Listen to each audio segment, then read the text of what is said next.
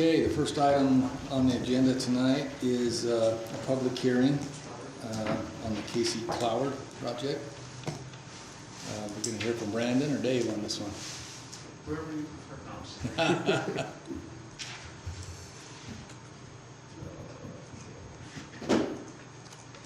let's see if we can pull up that first slide.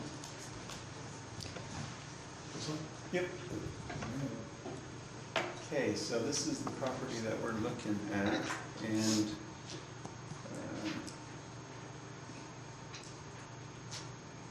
good to go. So if you had the opportunity to drive by the property, you'll see the homes under construction, nearing completion soon. And in the backyard, you can see they've got the pool underway. Well, what the request is from the applicant, and I believe we've got a representative here tonight that can help address any questions you might have. Two things. One is currently the city codes require that if you've got a fence within your front setback, the max height you can go is 3 feet. And then the second thing we're looking at is with swimming pools, so there is also a fencing requirement of 6 feet around the pool itself.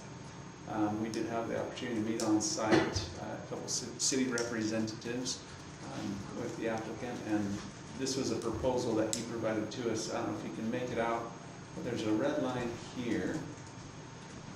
This is where they're desiring to install a 6 foot, I believe it was 6 feet, masonry wall.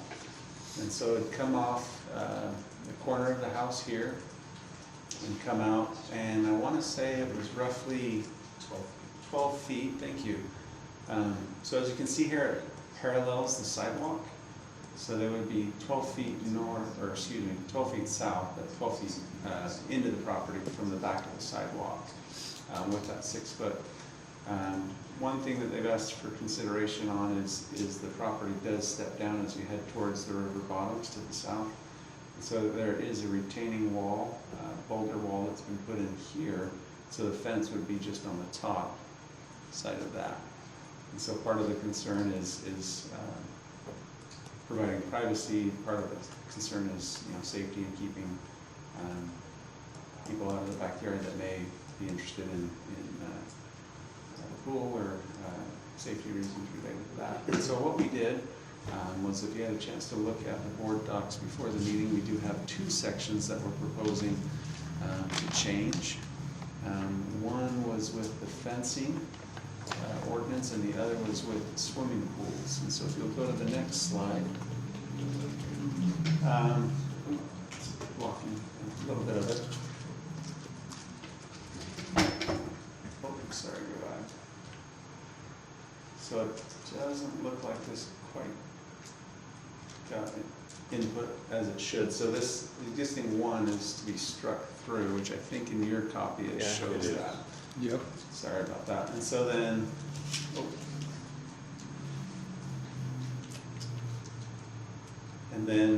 actually we're going to jump back to the other one because we did.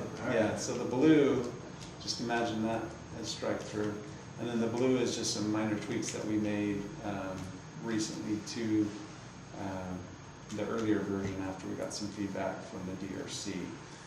And so in a nutshell, we'd be taking away this requirement that they have to have the 6 foot fence up next to the swimming pool. And the idea there was that item number 5, there's already some safety regulations that are dictated by the building codes, whether that's a pool cover or fencing around the pool itself. Then just making it clear and concise for people that are looking that, hey, you got to respect utility easements.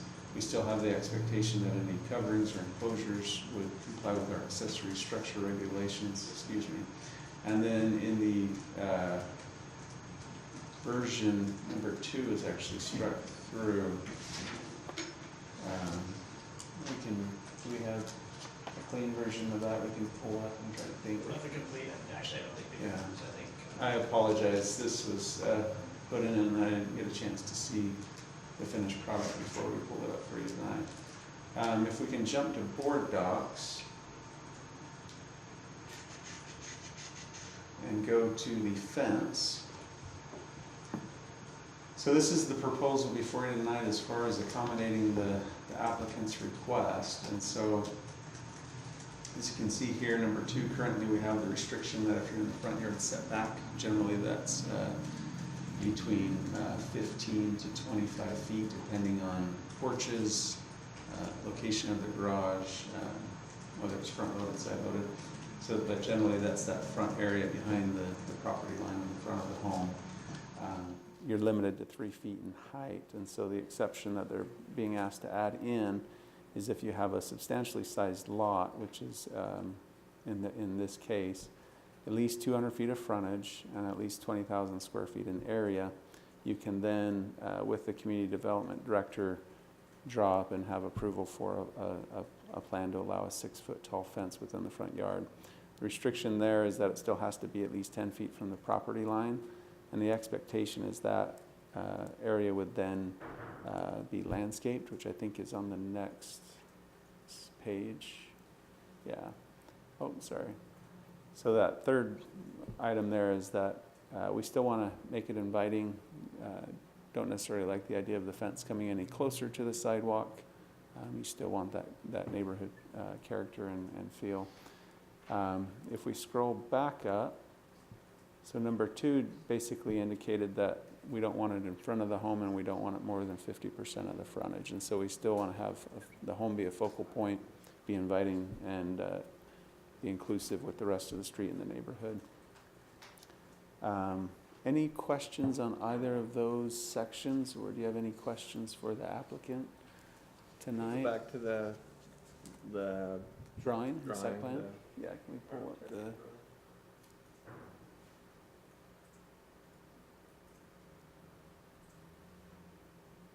There's also a profile view right here, if you were to look in the house looking that way. Yeah, so this would be a person walking on the sidewalk, and then this is this structure right here by the pool. So it kind of shows the angle. Yeah, it does. So currently, the way the code reads, where would that red line need to be to meet today's standards? Roughly back here. Actually, I think it might be with the front plane of the home even. Are you talking this one or this one? I would say that one right there. This one? most likely. Yeah, So this is a pretty big change from what the standards are now. it is. The 21-foot setback is drawn back of walk on that walkway that goes around that east yard. Uh-huh, If you extend that black line You're and how it talking- cuts through that rock wall, uh-huh. that is the original 21-foot. So this call out right here? Yes. Okay, so if you can see that black line right there, that's where the fence would be under the current code. So does this continue to drop even into the next property, the elevation? Does it pretty much follow along there? There's a home under construction here, and we could possibly pull up street, well, it's recent enough it may not show up. Just wondering how this portion right here is gonna look in comparison to the next lot with the drop off there. So what's before you isn't necessarily approved just with the change in the ordinance. They'd still have to go through the process and sit down with Dave, and we could look and make sure there's no clear view issues or other impacts. But the general idea is this is where it would go. The driveway, incidentally, there are two things maybe I mentioned relative to just the concern about adjacent properties, which I think really is certainly relevant. And this won't always be the case, but in this particular case, the home is being constructed on the lot to the east, such that the driveway is going to be on the other side, which is a significant concern for us relative to where you have a 6-foot solid, whether it's a fence or a wall or anything, landscaping even. So if you're trying to back out, and there's a Right. 6-foot wall right there.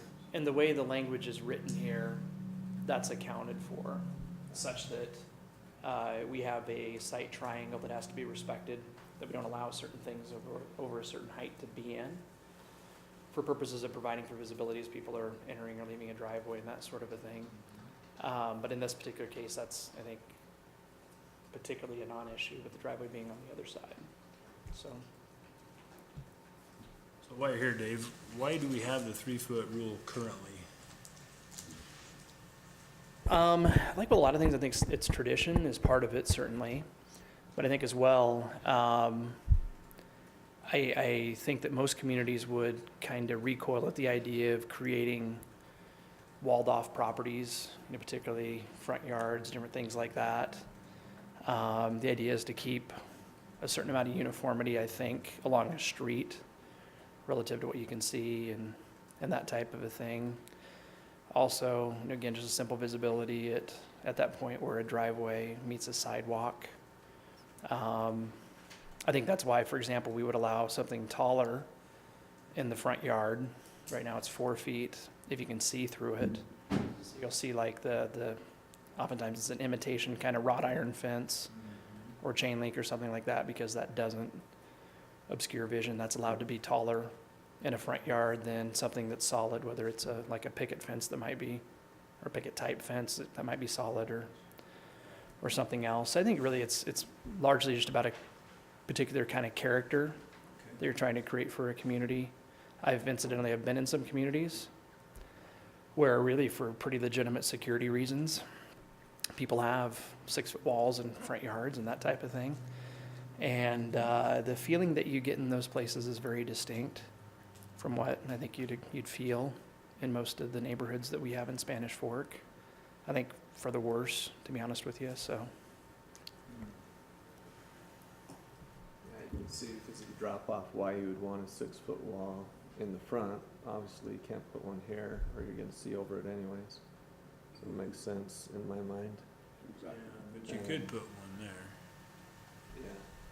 Yeah, even putting it there, from up here, you're still gonna be able to see over it, so. As far as privacy, it only makes sense to have it in the front. In a neighborhood like this, I don't think there's gonna be any issue with that 10-foot landscaped area getting overrun or ugly. They're gonna keep it looking nice. And I really appreciated the way that Mr. Snyder presented things. Maybe just to add to that, for better or for worse, I don't necessarily like the idea that we write standards that really apply just in very isolated situations and circumstances, but that's exactly what we've done here. And in all candor, I think it's partly with the idea that, just like you said, in a neighborhood like this, that 10 feet of landscaping between the sidewalk and the wall itself, or 12 feet, whatever that might be, the propensity that's going to become just wasted space, it's not maintained, and different things like that is really, really low, and that would probably be a concern for us elsewhere. So this is really written to apply to just a few properties in Spanish Fork. There are very few properties, except maybe for some corner lots, that have 200 feet of street frontage, for example. There are very few lots that we have in the community that are basically half of an acre. So it really is written so that only a few situations probably could utilize this provision. And Dave, would this be available for any other existing landowners that want to add a new fence? As long as they comply with this, they can add a new fence? As long as they meet the criteria, yes. Yep. They would still have to come and meet with, I'm guessing you. We'd have to issue a Have to permit. approve We it. issue permits for fences or walls. If it doesn't meet your standards or whatever, you can deny Right. it. And incidentally, we don't charge for fence permits, simply because we really encourage people to come in and talk to us before they build something, so that we can evaluate whether it meets the criteria that are in place or not, versus needing to go back to somebody after they build something and say, boy, we're really sorry, but you've got to move this or change it or something like that, so. So in this particular instance, it's really easy to see why that's a preferable thing. With a pool there, one thing that is likely to happen is we have a little more property on hillsides, especially in this area, where they may just like to have a little more privacy in their backyard. So you may have a few more applicants that aren't really trying to fence off a pool, but they may just want more privacy in their backyard. So you may see a few more applicants that would ask for the same thing. I think that's possible for sure. But again, maybe just kind of the limitation that's unique with the size parameters that we have. If I understand this correct, this is actually 2 lots.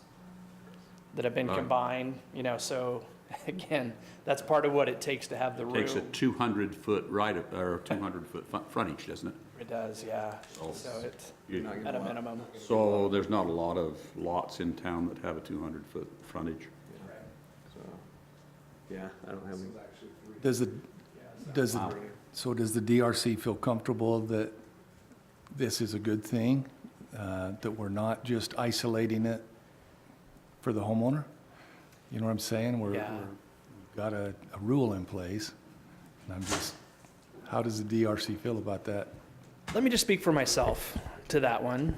I think this is a great way to deal with a situation that exists that frankly is really unique. We don't have a lot of folks that are building new homes in the community with swimming pools, that are investing, and I'll use the number that was told to me, that are investing $300,000 into landscaping. And given everything about this property that I'm aware of, I think this is a great approach. Again, I do wince a little bit at the idea that you create a hole in an ordinance that's really just big enough for one thing to fit in. Typically, we try to avoid doing that. But in this case, I think it really does make good sense. And frankly, I think having homes like this built in the community, it's something that for a really long time we didn't see. And by homes like this, I mean larger homes on larger properties that really do provide opportunities for a different demographic than what we've had for a long time. I think it's absolutely a healthy part of having an inventory that spans, you know, the full gamut of housing needs and choices and that sort of a thing. And if accommodating somebody with a privacy wall, like we're suggesting that we do here, is a part of that, then I'm very comfortable with that. Okay. There is one other property that has been identified that I'm not aware that the owner's aware of this proposal, but the building official did indicate in the past they had requested something similar to this. If you want to go to the interactive map, Mike, that would be awesome. I'll just share this one with you briefly, just so you can kind of see how it might apply. So the home we were looking at just barely is here. If you zoom out 2 clicks, it is this home right here, if you can zoom in there. So as you can see, it's a rather large lot, and they've got quite a bit of frontage, and so there'd be the potential to come off the side of the house here and kind of screen it off for a little more privacy, because as you can see with both these examples, the side yard kind of functions more like a rear yard. And so I could see it being applicable to this property as well. Yeah. Any other questions for staff or the applicant? Okay. Good, we'll go into Thank you. public hearing. Thanks, Brandon.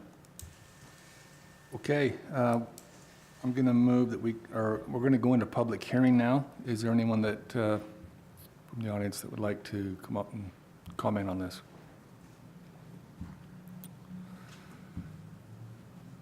Anything more the client's representative would like to say? I think it's all been said. Okay. All right, we'll go out of public hearing. Does the commissioners have any other questions? If not, I would entertain a motion.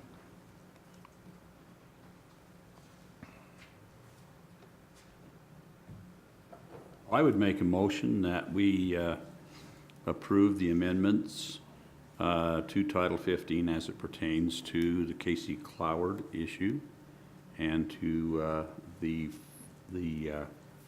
changes in the fencing. Okay, got a motion. Do we have a second? Sure, I'll second that. Second. All in favor? Aye. Any opposed? Okay. We'll move on to the billboard amendments. This is also going to be a public hearing. Yes, it is. Thank you.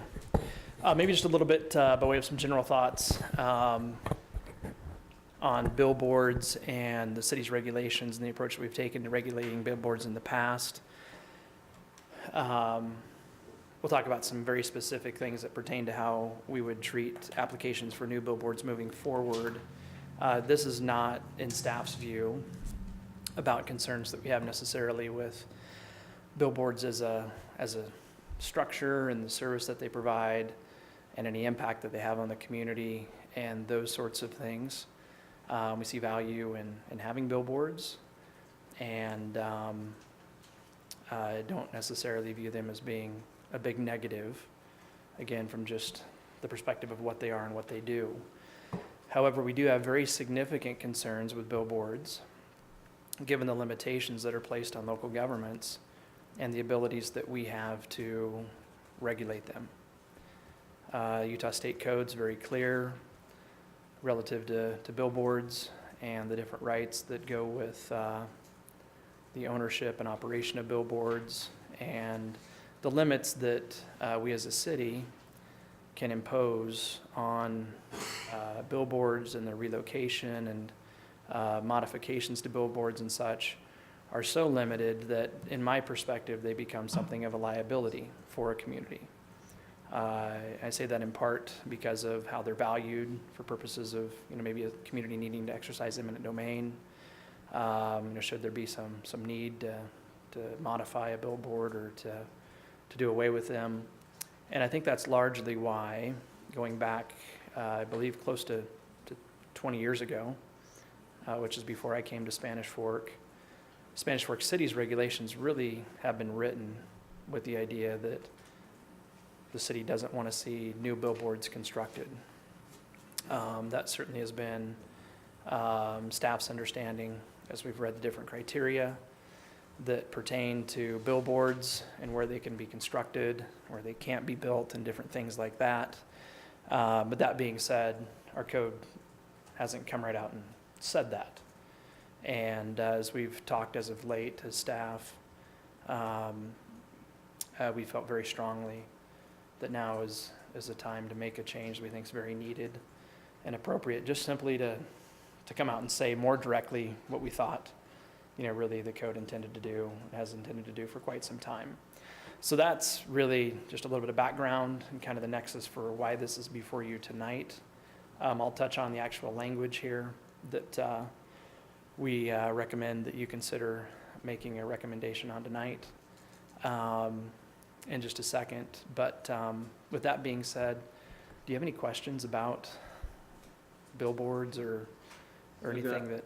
So I've got a few, and correct me if I didn't hear you right. Are you saying the reason this is coming up tonight is because the city doesn't want to see new billboards within the city limits? And for now, I'll just speak for staff, but yes, staff definitely feels that there's an adequate number of billboards in existence in Spanish Fork City today.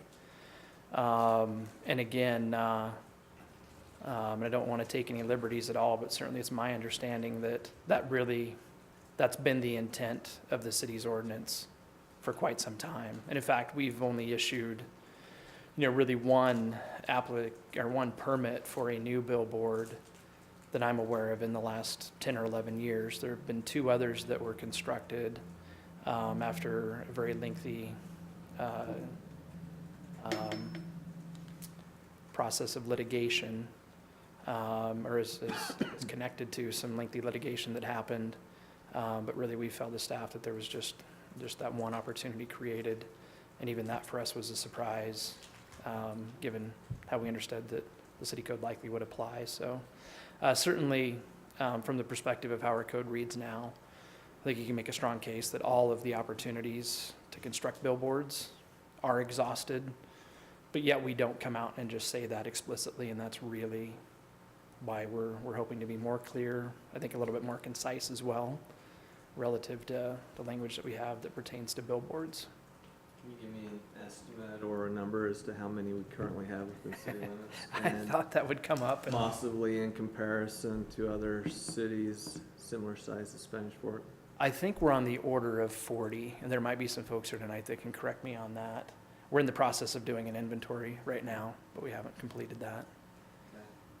So Dave, if the spirit in the last 20 years has been thought to be no more billboards, how was that controlled? Was it through a very restrictive language that has basically been stricken out by basically coming out and saying, no more billboards? Yeah, I think the need, for example, to say that billboards can only be located within a certain proximity of a road like I-15 or US 6, maybe between certain mile markers, which is how things read now, with a minimum spacing between billboards of 500 feet and so forth. So literally now we could map the community and show how all of the opportunities, as we've thought they existed along I-15 and US 6, really have been utilized for billboards, really with the intent of not allowing new billboards beyond that. And I think you could see with the language that we have, with the materials that are provided with the staff report, how that existing language reads, and I'll talk about Okay. the proposed language here in a minute. So we've got billboards on I-15 and US 6. I know there's some on South Main Street. Anywhere else within the city itself that have what would be considered a billboard? Up until recently, we had some on State Road 51, the old Springville Highway as well. 2 of those were relocated here just a couple of years ago.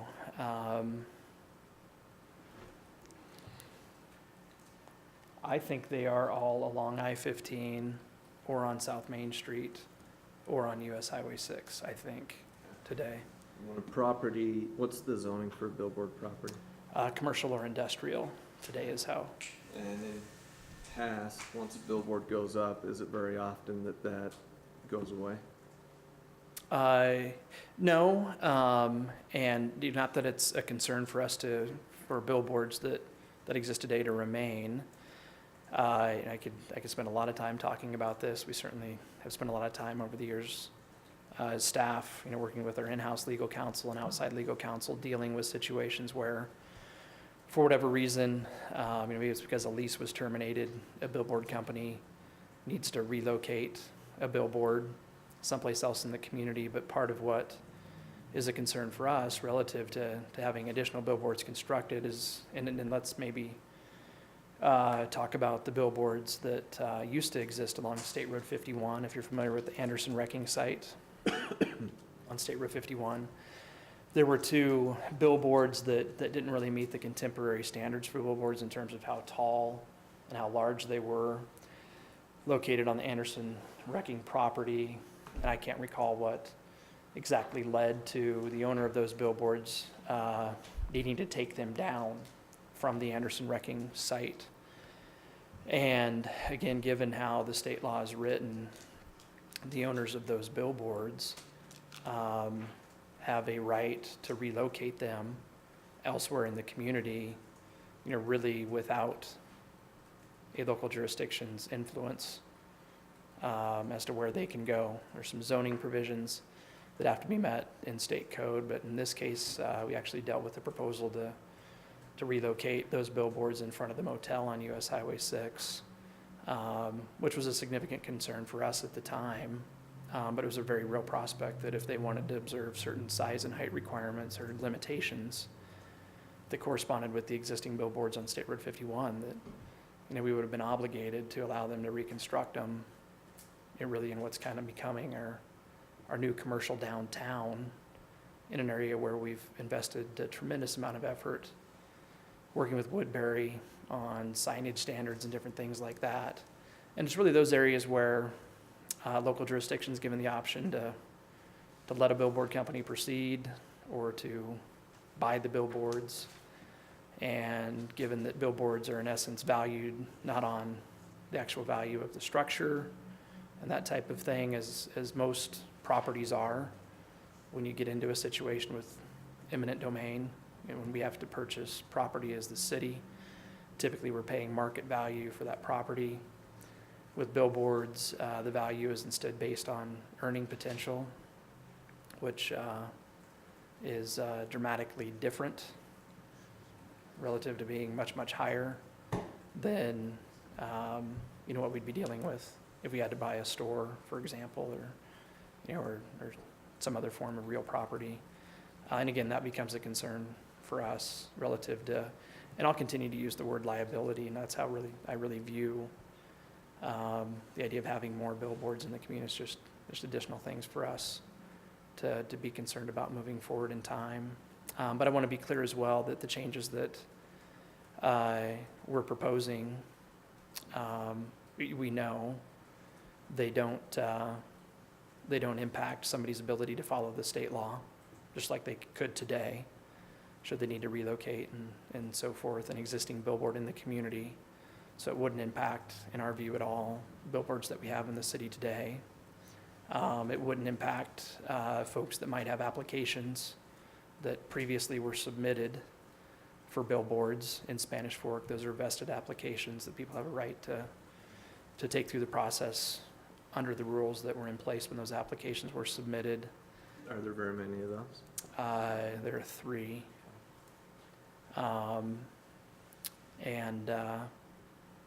Again, I just mentioned that to reiterate that we're just talking about basically putting a cap on the number of billboards that exist in the community today. So we've had 1 in the last 10 years, but we've got 3 that are in process. Is that what I heard? Yes. So relocating, explain that to me a little bit. Do billboard owners own the property that the billboard sits on, or is that leased? It's both. Oftentimes it's leased, though. So then they need to relocate. The city has to work with other property owners to do a trade or a purchase, or how does that happen? No, it still is the billboard company's responsibility, or the owner of that billboard, to find a willing property owner that would sell or lease them a site for a billboard. I'm not aware of any obligation that we have as a city to intervene to that extent. Our obligation is if we can't find a suitable location to move it to, and that's when the eminent domain comes in and we have to buy out. And has that ever happened? Has the city ever had to use eminent domain for a billboard property? We're in the process right now. And that's the first time? Then I'm aware. And it's not something we want to do for lots of different reasons. Normally we would not do that. We try to work with billboard companies as best we can to move them. The Highway 51 example is one of those that we were successful in getting that moved to a location that was suitable for both parties. That's what we really try to do. I mean, buying these billboards out it can get pricey and expensive.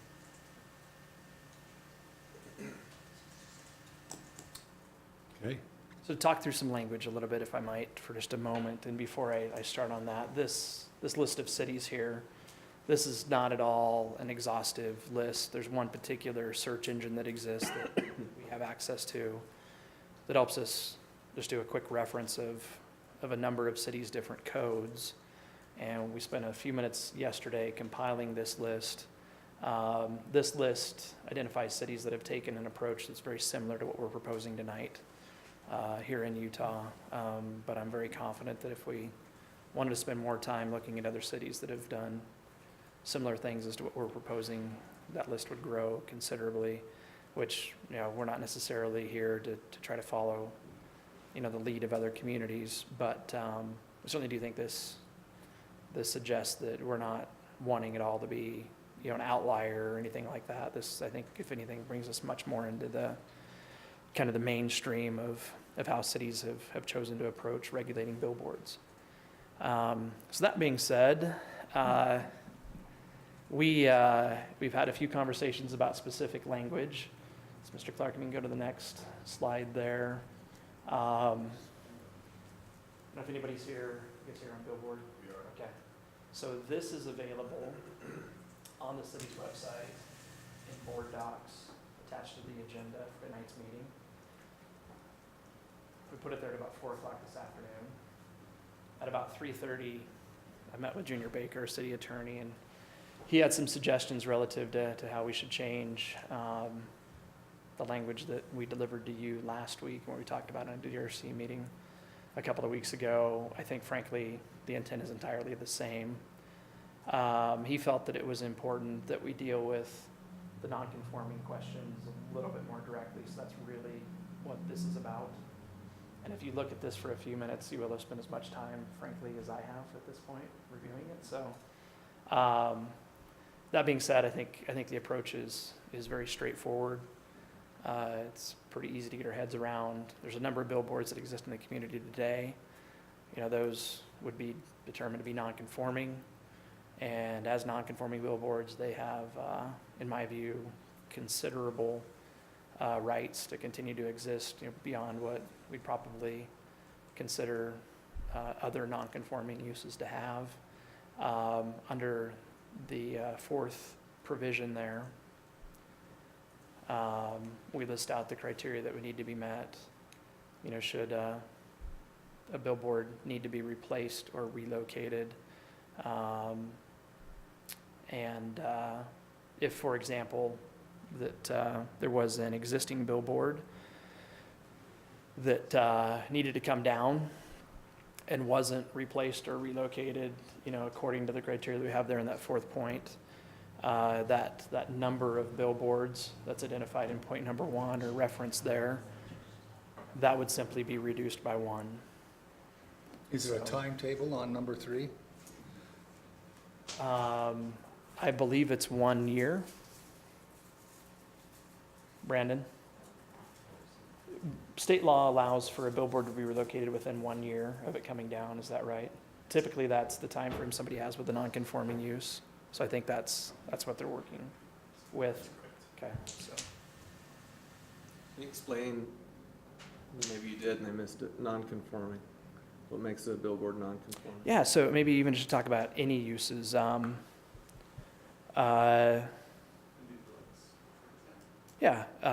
We've done this in recent years. We used to allow, for example, duplexes in the R16 zone. And in about 2010, we changed the zoning, so now we can only issue permits for single-family homes in the R16 zone.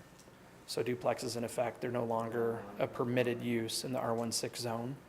But as a non-conforming use, in that case, we'd call it a legal non-conforming use if it was legally permitted when the rules changed, people can continue to operate that as a duplex in perpetuity, and there are certain rights that go with it as a non-conforming use. You couldn't tear it down and rebuild a duplex there, though, however. You know, then you'd be playing by the new rules. And that's kind of how it would work with billboards. You know, so any that are existing, people have the right to continue to maintain them, repair them, and so forth, and do all of those types of things. And certainly they could exist in perpetuity. That follows just kind of a common doctrine relative to non-conforming uses. Okay, so if I've got an existing billboard in the city and then as of April 1st, it's now non-conforming, it sounds like all existing billboards will become non-conforming? That's how it's written. Then if it goes away, or if I need to make a change, how do I make that billboard now become conforming? Or to make it non-conforming, how does it now become legal within the city to have that? They could be legal without being conforming. So they would be legal, but yet still be non-conforming by meeting the criteria that we have spelled out there under that fourth point. The biggest one of which, from my perspective, really is just they have to follow the criteria that are spelled out in the state law, which frankly, that particular body of statutes, from my perspective, others that might have a different view, it's really prepared to be permissive relative to billboards and to ensure that certain rights are maintained and that type of a thing, really to protect billboards in a way that other land uses aren't protected, whereas other sections of the state law, you know, maybe are much more limiting relative to their purpose for existing and that type of a thing. And that may not make sense, but that's, so there certainly are rights that any existing billboards would continue to enjoy. And I want to be clear about this, if I don't mean to interrupt, but okay. We absolutely, as Spanish Fork City, believe that following the state law is really, really important. So we're committed to doing that, and certainly that commitment exists relative to how we deal with billboards as well. Sorry. So just to confirm, number 3 is there basically to say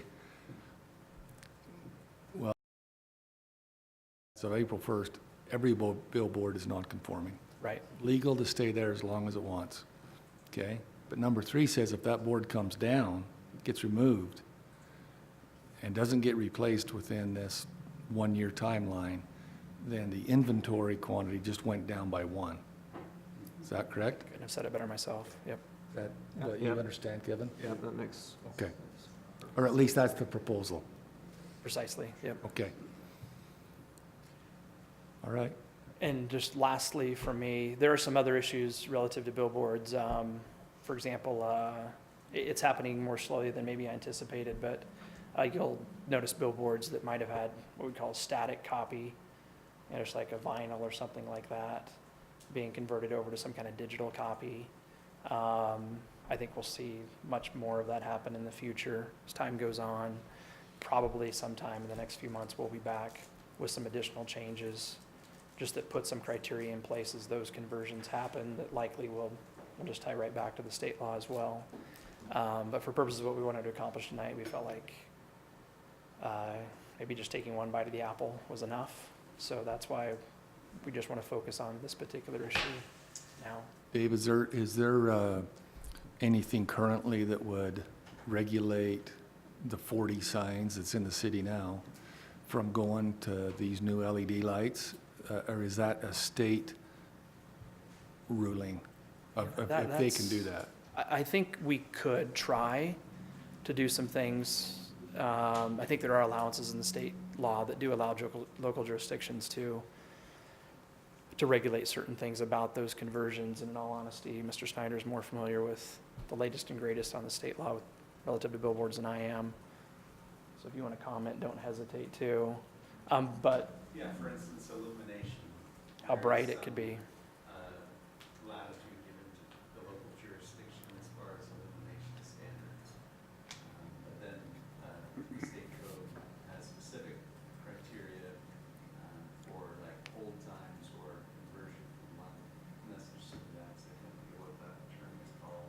As a Churn. sign. The churn, or what is it? 12. Thank you. And so it's important, like, Director Anderson indicated that number 3, and 4, where both reference the state law. It's really applicable if you take the opportunity to read through that. And so Jason just left, but Jason or Junior would be a great resource as far as working with the billboard companies on relocation or replacement and what the city's role is when taking under consideration state law. Okay. I know there are cities that have really resisted the idea of allowing billboards to be converted to that digital kind of copy. And frankly, I don't think that's worth any kind of fight or resistance. And maybe that's probably because I don't necessarily see it as a really negative thing. But I think there's a propensity for the industry to kind of move in that direction.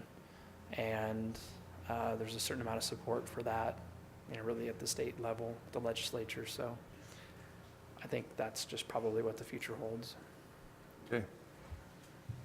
Any other questions for Director? No? So again, this would be the language that we would ask you to consider tonight, which we know that's a little bit different than what we presented last week, so. Are there, one more question, sorry Dave. Are the requirements in number 4 any different than what has already existed for the current billboards that were built? That sure, nope, I think that is largely right out of our existing standards. Any billboards that are currently in the city should have already met what's in number 4. I believe that's true, or at least it's really close.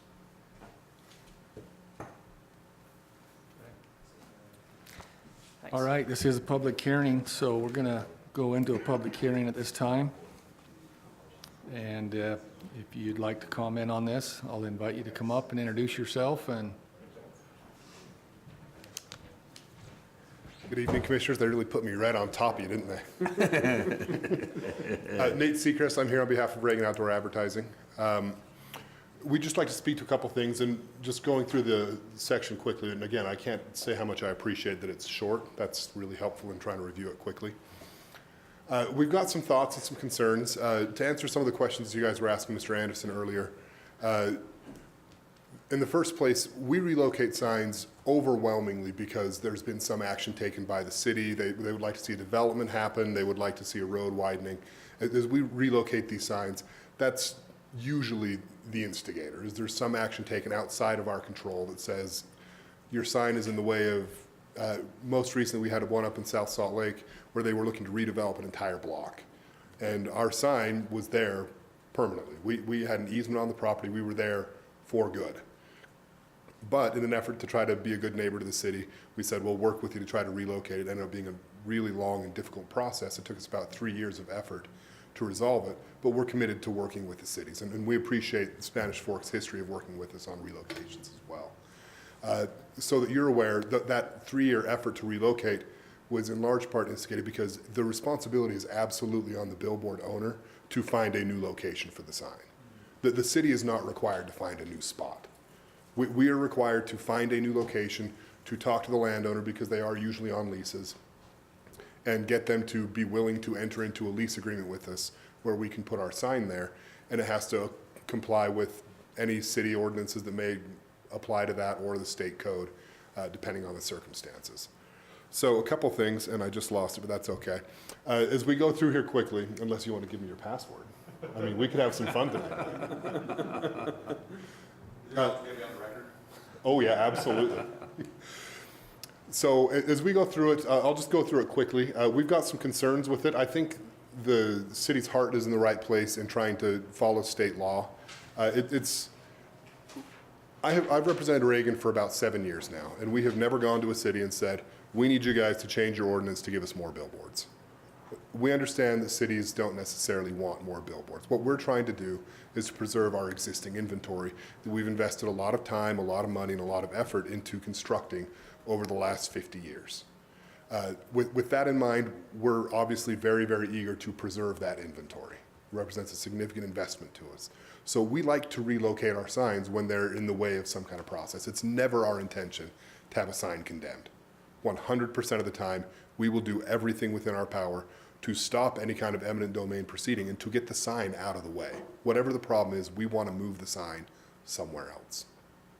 So with that in mind, state law is generally very good. One thing that I think could be improved in this ordinance is I've read it, and again, admittedly quickly, and I don't fault Mr. Anderson for that because he has also read it very quickly. One thing we've seen several cities do, and I mentioned South Salt Lake earlier, they have what they call a billboard bank.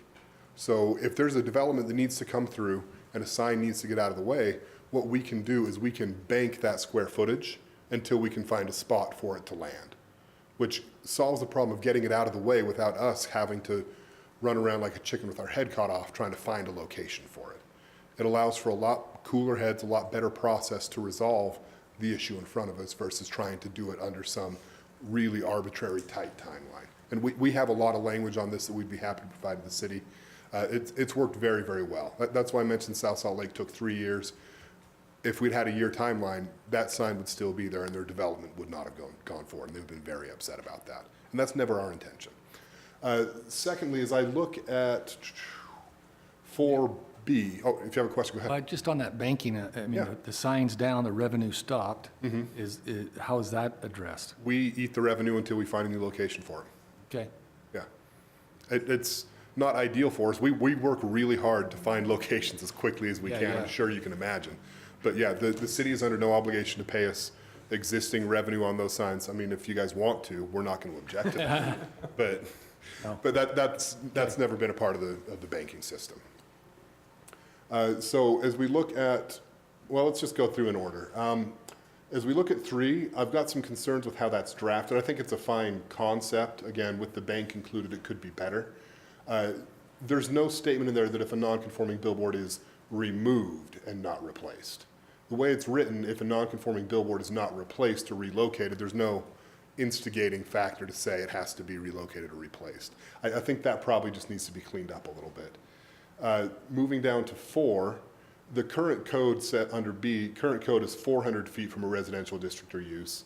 I'm not sure that we're going to bleed and die on that hill, but the current code is 400 feet. moving on down the line,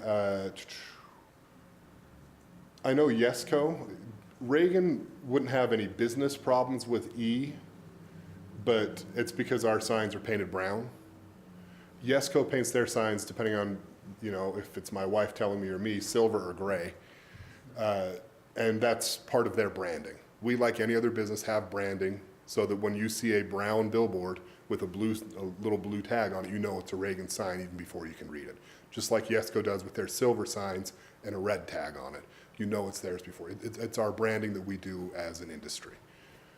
On F, UDOT will not approve by state law a billboard location without previous city approval. What we can do is we can tell you pretty affirmatively that this is a location that UDOT will approve, but UDOT cannot by state law issue a permit or approve a location until they've already received city approval. Which is, again, you guys don't live in the billboard world quite as much as I do. So these are all things that are very reasonable thoughts, but may not work out living in the regulatory scheme we live in. And for what it's worth, we are regulated by federal law, state law, and city law. So we've got a lot of hands in the pot pushing us around a little bit. Let's see, back up on, where are we? Residential, where did that go? 4B. 4B, thank you. Any residential district or use? My concern there, and we've run into this in several cities around the state, is when you start including a residential use outside a residential zone, you get into a situation where a guy gets in trouble at home, sleeps at his office for a couple nights, and all of a sudden, our sign is no longer in a legal spot because that's a residential use as long as he's staying there. That causes us some concern and some stress and some heartburn, obviously. But if you wanted to go residential district, I think that's appropriate. We can't be within residential areas anyways. We don't have much desire to, frankly. What I tell people when they say, oh, you want to put a billboard in my grandma's backyard, is your grandma doesn't have enough money to advertise just to her. We sell advertising space. If people aren't seeing it, it's not worth very much. And that's ultimately what this comes down to, is we want them in the busier areas. The busier, more commercial, more hectic and chaotic areas, because that's where the people are. So we're not looking to put them in residential districts. We're not looking to put them near residential uses unless somebody decides to move into their office on Main Street, which obviously would cause some problems for us. You'll forgive me if I'm going through this as I'm talking to you, because like I say, it's new and I'm trying to keep up with it. All existing billboards being considered non-conforming. I mentioned that we're regulated by federal and state law as well. There are some provisions of that where a conforming sign, in particular as it's being valued by other companies, if we were to try to sell a sign to another company, is worth less than a conforming sign. Now, this has happened in other cities, and I don't know that anybody's ever pushed this, but there is an argument that that is a regulatory taking, because it is decreasing the value of the property after it's already been in place. That being said, as far as the valuation of billboards, and this gets brought up a lot, the market value is what property under a taking or an eminent domain proceeding is supposed to be sold for, roughly the market value. When we sell a billboard to another company, they're not buying the structure, they're buying the right to have a billboard. And the market value that they would pay is very similar to the market value that cities pay under eminent domain proceedings when they do happen. We don't like them to happen, we work very hard not to let them happen, but that's where the valuation comes from, is if you've got a willing buyer and a willing seller, this is the value. And so that's where those values come from. That being said, we are happy to work with the city to try to get some language that will address all of these things. We're also very, very excited to work with the city on getting good regulation on the digital signage as well. We believe that is the future of the industry, and frankly, it's important to us, and you guys are aware of this. Reagan is one of the largest billboard companies in the state, and I like to point out that anytime somebody misbehaves with a sign, it lands in my lap to deal with. So we like good, clean regulation that's easy for everybody to understand, that makes sense, and is a good, clean, fair playing field. So that's our intention, and we'd be happy to work with city staff to resolve any of these concerns. I think we can. I don't think we're far apart. Please, go ahead. How many of the 40 in our city are Reagan signs? I would wager 90%, but I don't know. That's your best guess? That's me guessing. Yeah, and actually, it's probably lower than that as I think about it. Yesco has 2. I know that Jamie Evans has several. When I say 90%, that's probably a little bit high. 40 is probably high, I think, as I thought about it, that's complicated, right? Okay, yeah. A large portion of them are certainly Reagan signs. Okay. Any other questions for Nick? Don't think so. Okay, thank Thank you. you. Anyone else that would like to comment?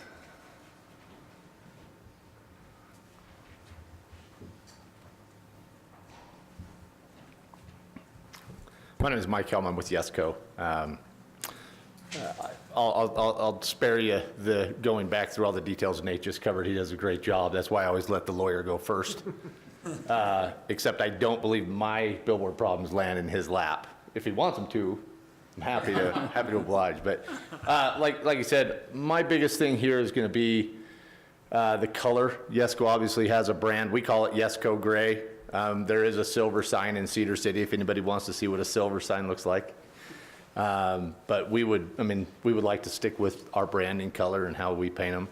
It's a little bit more upkeep than darker colors, but we try to do the best job we can. We like we look at them as an easel for advertising. So again, we'd be happy to work with staff as well. If this is something that staff would like to sit down with us on, be happy to do that. Okay, Thank you. thank you.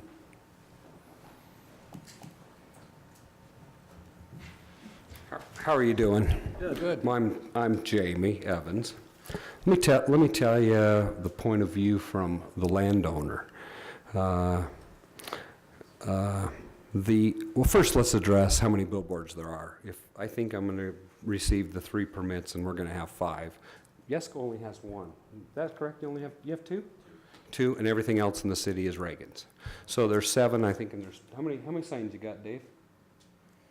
18 or 20. 18 or 20 signs is what we have. The way this works is when you guys take all the rights away from the property owners, you're not going to take it from the billboard companies because they're protected under the state code. And I have your lease here and I have not read it. You guys have a lease with Reagan, and I'm not sure when that lease comes up, and I don't know if you have a held interest in it. And maybe Dave knows. Dave, do you know on your own lease? He just stepped out. I'm not sure if you know on your own lease, but this is what's going to happen, and you're going to get to be the property owner that gets this opportunity. If a billboard is on your property, the only one that's going to compete for that billboard is an opposing billboard company. If you pass this law, you've taken away all the rights from the property owner. Now, the billboard companies only have to negotiate in the strong position with the property owner because they're the only ones that have the right to rebuild the billboard of the state code. So we'll use your billboard for example. As soon as your billboard, I don't know if you know which one I'm talking about, there's a billboard on your property that started this whole mess, if you want to know the truth. You guys took the billboard down, the mayor wanted it gone, and I had a lease on the opposite side of on Staker Parsons' property, and I applied for the lease the next day to build the billboard, and that's what caused this problem that's caused this 11 or 12 years ago. You guys built the billboard, the city built the billboard, or Simmons built the billboard, and Reagan bought Simmons. So, now we're kind of a history there just a little bit. As soon as your lease is up, depending on what's in this article, what's in the documents, and if you do not have a leasehold interest in the state permit, which I don't know if you do or not, most property owners do not. As soon as this sign comes up, the billboard company gets the right to negotiate from the strong position that nobody else can rebuild that sign. So you've eliminated all of their competition. So the property owner has to make a decision. And the state code allows us to move that billboard to the opposite property, which I happen to own the opposite property against the city right over here right over in Spanish Fork. I don't know if you know where the property is that the city owns and where Staker Parsons is and Spanish Fork sign is on. I should have brought it. but I didn't. But the negotiation will be, if you guys want half of that sign, which you have right now, and Reagan does not want to give that to you, they'll come to me and I'll take the other half of the sign and put it on my property, or I will negotiate a lease. And you will have no option to rebuild the sign on your property because the code will not allow it to be rebuilt.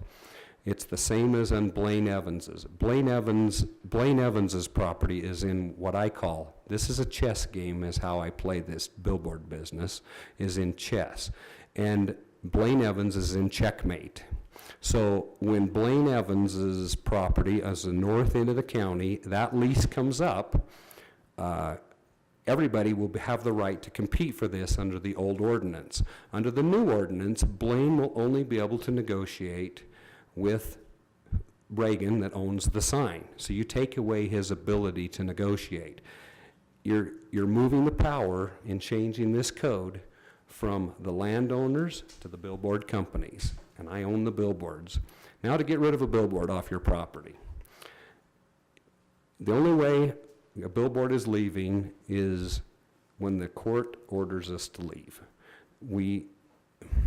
They're so valuable that we're gonna look, and let me tell you about mine. Mine are there forever. I have perpetual easements on all my property. When I buy the property, first rights that come off of it, before I ever take ownership, is the rights of the billboards and the cell towers. So any piece of property you ever found that I bought, it's gone. So my billboards will be there forever. There's no leases. The rest of them, I don't know how many leases are in the city, but I don't know if you're following this through, but you're taking away, in passing this ordinance, the right from the property owner to the billboard companies, and I own the billboards. And then to get rid of one, you have to spend a few $100,000 in court to remove this. And the only person that's going to remove the billboard is, I won't even remove one off my property right now because there's no incentive in Springville to rebuild that sign. So the sign sits there. If I had the right to rebuild that sign, I would spend whatever I had to remove the competition and build the sign back. Is there any questions? I've probably made that a little confusing. Sure. How many signs do you currently have in Spanish Fork? I have 2 with 3 permits pending. Pending. 3 permits pending. The 2 permits have been issued, and it took 10 years and a month in the Court of Appeals to get to that point.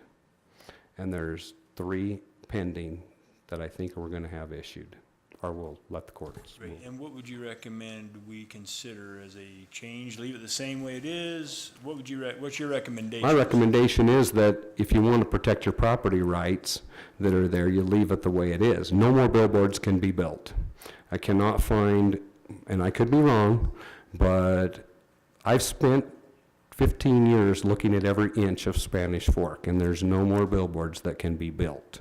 But when you pass the law, you've taken away the property owner's rights and put it to the billboard companies. So I don't know if you were here when the prior gentleman was talking about banks. What are your thoughts, or are you familiar with how billboard banking works? I have heard about it. And what that boils down to, I think what you're referring to, maybe correct me when I'm wrong, is the stuff that's internally in the city and then you build it out on the freeway. Are you tell me what you're talking about. Which city's doing that? South Salt Lake City, Mill Creek's considering right now, Salt Lake County, West Valley City, there's a list. The question is, So what, do you understand what the bank is, or can you explain that? Sure. Nick? Can you come back up? Can you come up? yeah, please, because I don't even understand it, and I should know. So if there's a billboard that's legally conforming and non-conforming, as long as it's a legal use, and it's removed for some reason, the square footage, instead of saying the specific number of signs won't increase, what billboard banks typically do is they say the overall square footage won't increase, because that's really the concern. It's not about the pole in the ground, it's about the sign face. So the specific square footage is then placed onto, really, most cities it's just an Excel spreadsheet and says, okay, Jamie Evans owns 672 square feet, the standard size for a billboard, owns 672 square feet, took it down, got a demo permit, went through the entire process, and then at some point in the future when he finds a new location for it, he can take those 672 square feet out of the bank and put it back up in that new legal location. I don't see how that helps the property owners. Helps the billboard companies, and I own those too, but I don't see how it helps the property owners.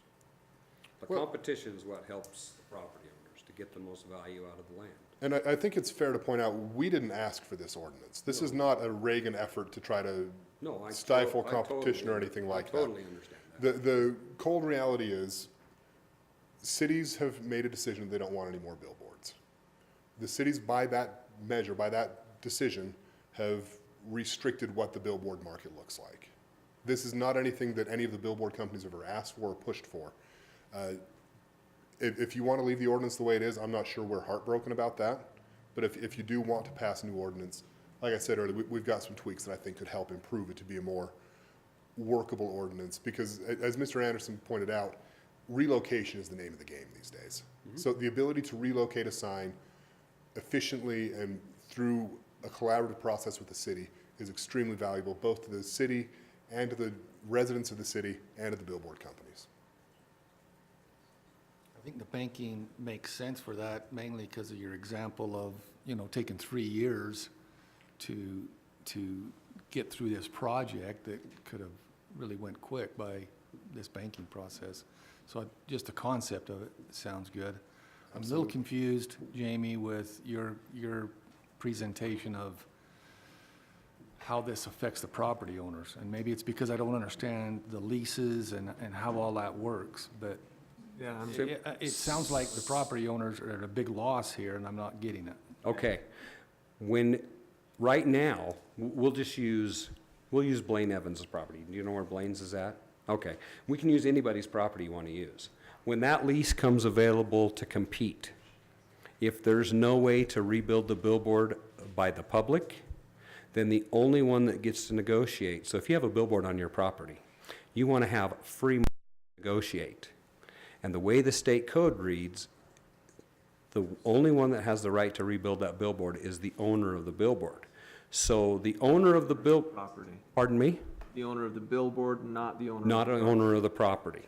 That's the way the code reads. So when you come as a property owner to negotiate that new lease, you have no option but to negotiate with whoever owns the billboard. Gotcha. So if the owner of that billboard decides to leave your property because of this, you now no longer have an opportunity to try and get a new billboard to replace.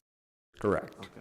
And if they're in checkmate, what's checkmate, and they can't move under the state ordinance, then the property owner only has the ability to negotiate with the billboard owner, because nobody else can rebuild the sign. Now, the way the ordinance is, all of the billboard people get to compete for whichever one of those are in checkmate, which drives the revenue of the real estate up.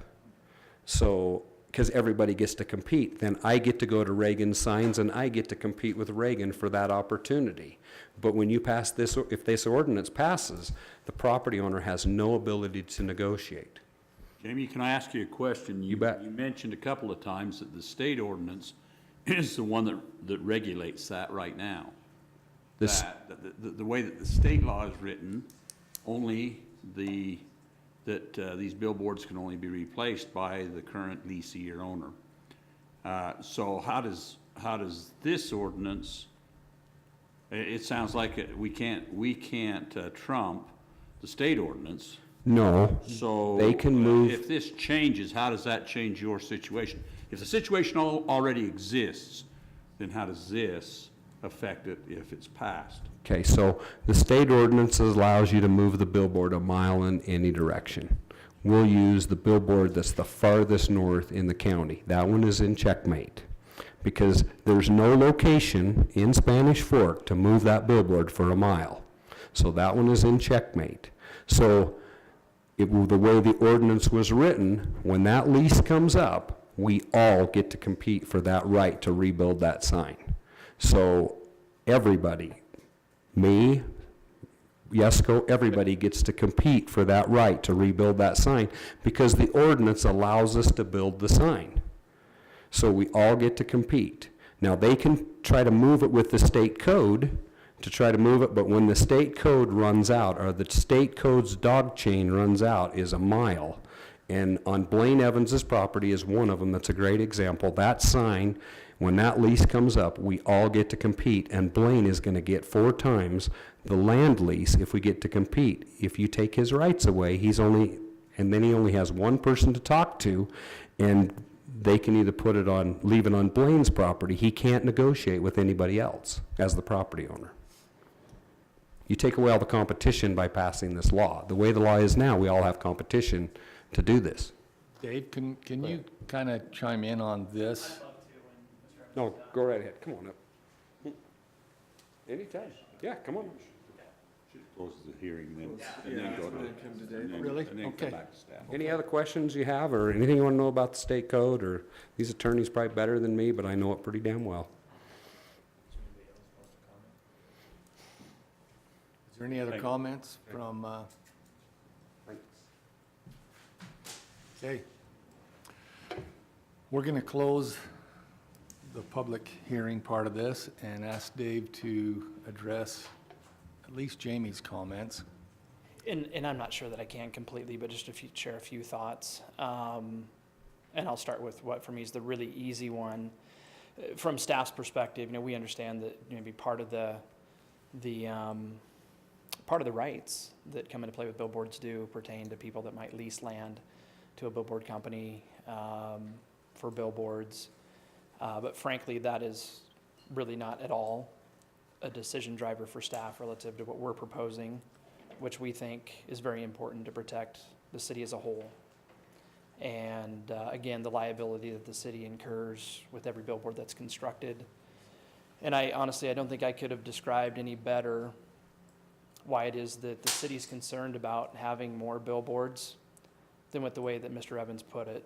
The idea that this is a chess game and that, it's jockeying, it's looking for loopholes and regulations, it's looking to take advantage of opportunities that are created in state law. It's about besting your competition and different things like that. Those really are the very things I think that lead to communities being as concerned as they are about billboards. So, again, relative to how much somebody can make leasing land to a billboard company, that's not why we're here proposing these things tonight, or, that hasn't factored into what we think is best for the community at all. And, again, we have very significant concerns about the idea that there would be more billboards in Spanish Fork in the future than there are today. So I'm trying to see in here where it is that Mr. Evans is saying that removes the competition, because I'm reading in number 3, it says if any non-conforming billboard is not replaced or relocated. So if you're a property owner and Reagan has a billboard on my property, they decide to move or whatever, according to this, it can be replaced. Can I then try and get competition to come and replace that billboard with a new billboard? There's no ordinance to allow us to rebuild. What does replacing mean? I guess I don't understand what the definition then of replacing is. Yeah, again, I think the language that we have here is very clear relative to what somebody with an existing billboard can do. They could find a site that meets the criteria that are spelled out under point number 4. I do appreciate the suggestions that were made relative to how what we're seeing here differs from how the code currently reads. Point B there, the idea that should be modified, that's certainly something we'll talk to the guy that wrote this about tomorrow. And, That's why I had point F, similarly, that changes here a little bit from how the code currently reads. I think the way it reads now probably is better for everybody. So with those things taken into account, we're really not proposing any changes from what exists today, other than the idea that we're taking all of the criteria that are spelled out relative to the geography of where you can have a billboard, which again exist. Those criteria exist, I completely believe, to try to allow for no more billboards to be constructed. And we're replacing that convoluted, vague approach with something that's much more clear. And the idea that what exists today is the limit, and that's what we operate with going forward. And then we have the criteria that allow for replacement. In addition to what we're looking at here, really this this is a big component of the program today, and certainly always will be. You know, we can't do anything to supersede provisions in state code. So I don't necessarily see a lot of relevance to what we've heard. So if I'm a landowner then, and there's a billboard on my property, I don't own that billboard, is this code saying that the billboard owner has the opportunity to replace that, or the landowner can try and get some other billboard person to come and replace that if it ends up vacating the property? That's a great question. We work with the billboard owner, not the landowner. A question that goes along with that, if I understand Jamie's point in that the landowner has the opportunity to negotiate with whom he pleases, I believe that all leases have a time limit on them that I know of, that they may be long or they may be short. But when that lease is up, does this preclude any landowner from negotiating with another leaseor? In other words, can he say, I have this property, it has a billboard on it, the lease is up, would you like to bid on a new lease? In other words, is this dependent on the leasee or the leaseor? The billboard companies have the vested rights. So it's the billboard company, like Jamie said. then. Absolutely. And so if the billboard company were to say, this billboard is not in a good location, it's not worth our time and effort, we're gonna put our money somewhere else, and they walk away from that billboard, then that site is lost to the property owner. Absolutely. At least that is my understanding of how this would read. Does that change then? So current code doesn't have that written in, so this is new then, according to what Jamie's saying? No, it's not new. I don't believe at all. So that is how At it least is not as- relative to the approach that we've taken, and that might be one of the things that we'd argue with So that's what I'd like to know. billboard company So about today. If that's how it is as of today, and that wouldn't change anything based on this, that kind of needs to be addressed. We need to find out. Again, and this is just staff's perspective, I'll say. And I'd put it this way, if somebody maybe struck the lottery once, you know, to do some deal with a billboard company, and, you know, that really is not what this is about from our perspective. We're worried about, you know, the broader community, and that's just how we've looked at it. Got another question on that. What happens if properties are annexed into the city that have existing billboards? Those would have vested rights as well, that are clearly defined, I think, in the state law. So they would then just fall under this same ordinance. If they ever become non-conforming, need to be replaced, then they would just have to meet these same requirements. And incidentally, when it comes to non-conforming uses, I think most of the ones that we've dealt with over the years, you know, aside from sweeping zoning changes that we made, like what we talked about earlier, they've been the result of annexations. And can you talk to the concern about the color of the billboards? Yeah, it's purely an aesthetic concern on the part of staff. We can look at existing billboard structures that are at prominent locations in the community. When they're lighter colors and they rust, speaking for myself, they pretty quickly look run down. They look poorly maintained. I think they detract from the kind of community that otherwise Spanish Fork really is, from an aesthetic perspective. Darker colors, they simply wear better, they weather better, they do so with less maintenance. And again, I think there's clear evidence of that you can see from I-15 today. Would it preclude a company like Yesco from putting their logo on that dark sign? No, not at all. There's nothing in our criteria that says you can't have a brand that is a icon logo or something like that on a pole. At least I wouldn't interpret any of this to preclude that. So Dave, my question's going to be, if we take the guesstimation of 20 signs in the city, 2 of them are Mr. Evans's, were the other 18 landowners notified of these changes? Or recommended changes? No, by state law, we're required to notify billboard companies, and that's who we've notified. Honestly, I don't have a record of who those landowners are.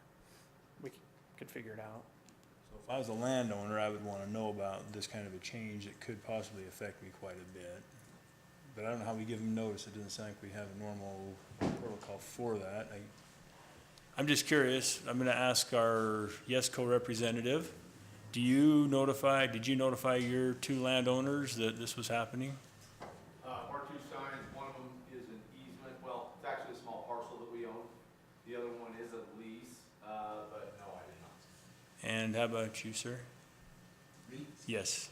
I don't honestly, I'm an attorney, I represent Reagan, I don't know specifically which signs are where, to be completely frank. So I don't know if they notified them or not, I expect they did not. But I would wager, this is an ordinance change, notice that this is given out to the public at large. If they're residents of your city, they are very capable of being made aware of. Yeah, it's just, it's a unique situation, because we give notice of a development, there's gonna be a sign goes up on the side of the development, and different things, and that's just unique for me, it's my, That's a fair point. so, just, Yeah. I'm just asking I am naive on this topic. It's my first rodeo on this one. How is this impacting the public, or the property owner then? How does this change the rights of a property owner? I guess honestly, I wouldn't even want to try to take a guess at what all of the different intricacies might be relative to a relationship that people have contractually between one another. And honestly, I don't think that's really something that we as a city want to necessarily get into. Again, I just reiterate that is not a decision driver for staff relative to what we're recommending happen relative to how the code reads. Dave, how do you feel about some of the suggestions to some of the verbiage? Do you feel any of it should be adjusted, or do you feel very strongly about the verbiage, the way it sits? No. From a staff? Yeah, and I tried to insinuate a minute ago, so maybe to be more clear. Personally, I think having point B read more like it does now in the code, which there's not a reference to use in the code, it's just the residential zone. Or zones that the code specifically references. On point F, there's different language in the ordinance today that, again, I think is more palatable. It's evolved over time because of the very issues that were described with just how things have to work for somebody to be able to receive UDOT approval for a billboard, with how the city approval takes place. How do you feel about number 2, where everything becomes non-conforming and the potential negative impact that has on the sign company?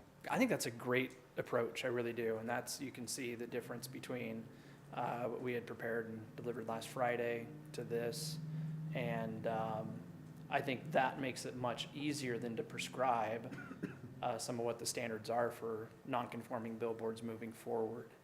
So I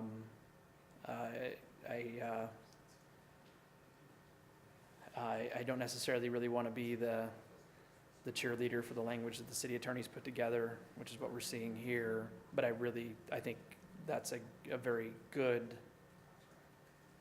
modification that came about with his guidance just earlier today. So you prefer number 2 to stay the way it is? Oh, and I think number 2 it's a key component to 3 and 4, and just how the city would deal with the billboards that exist in the community. I think if you scratch number 2, then we've really got to think again about how 3 and 4 would read and that type of thing. Okay. So,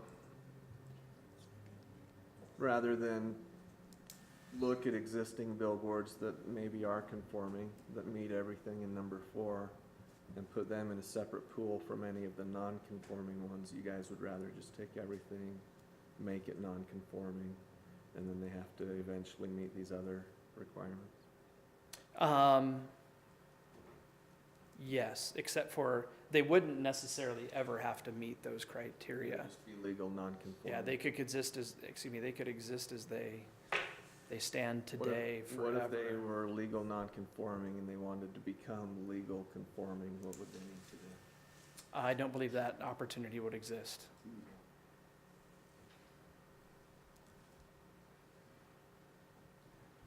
Let me understand one, just so, quickly. What happens in the case, and I know we discussed this a little bit, but what happens in the case, and I'm gonna use Jamie as the example. He drives onto Main Street, gets hit by a truck, and he's no longer the president of his company, and his heirs now do whatever they want, and they say, we don't like signs.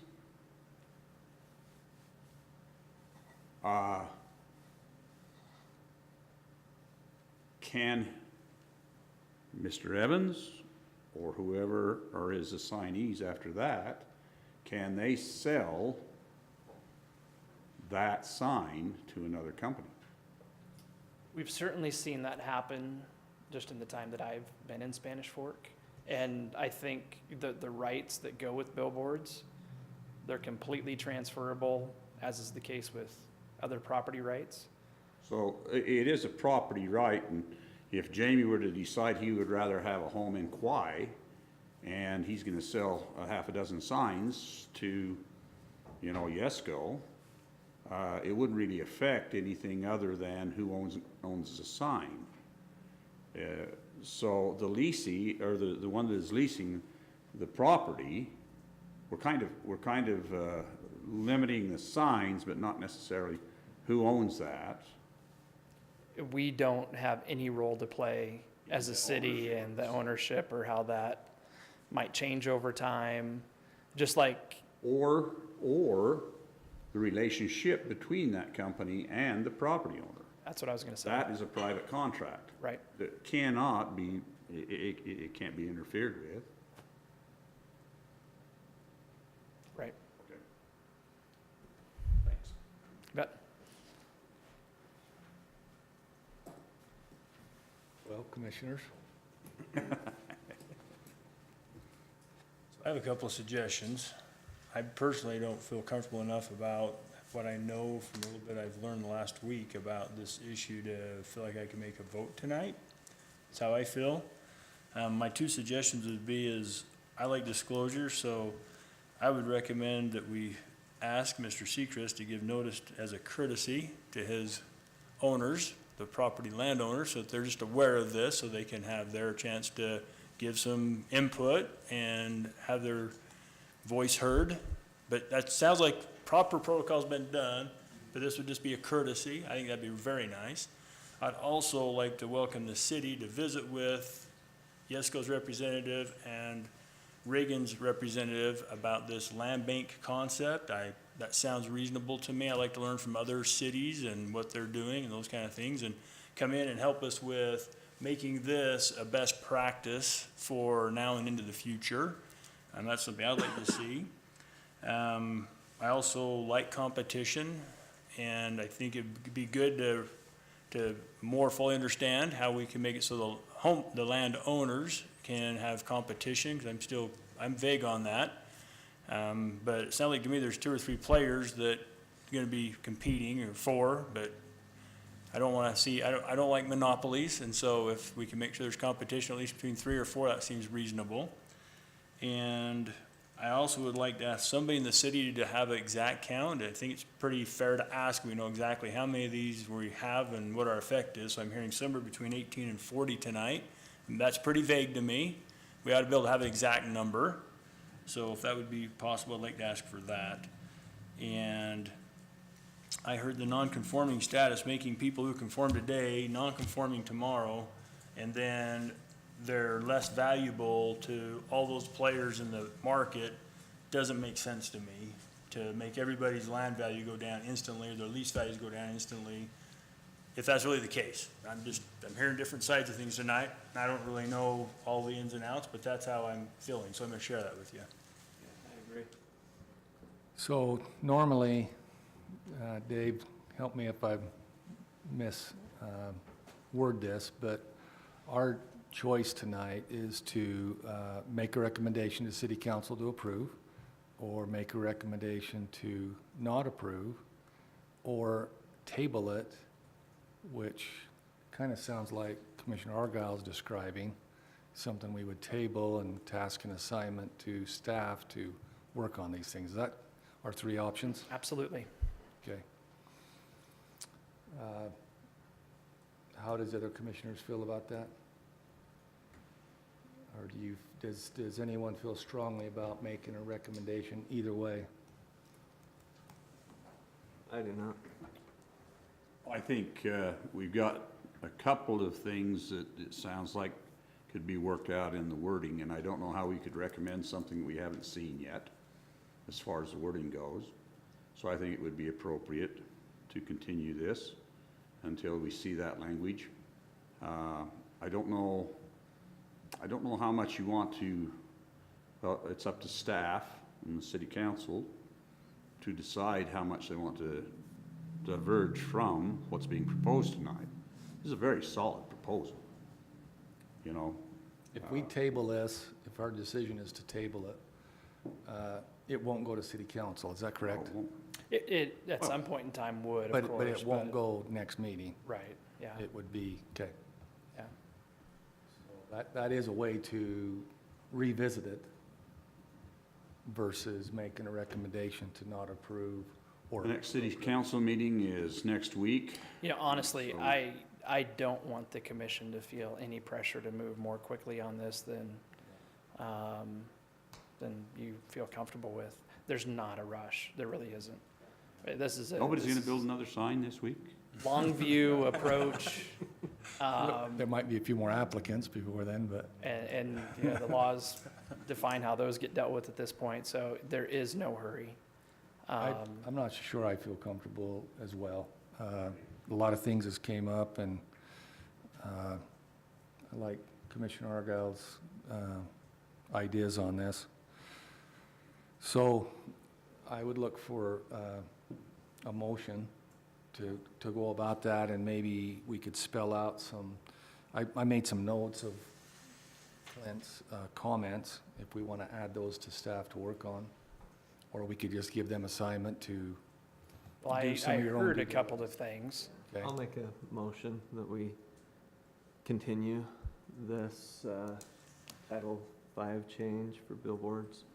Give the staff an opportunity to possibly meet with some of the billboard and landowners to discuss possible verbiage and changes that may be necessary in the wording.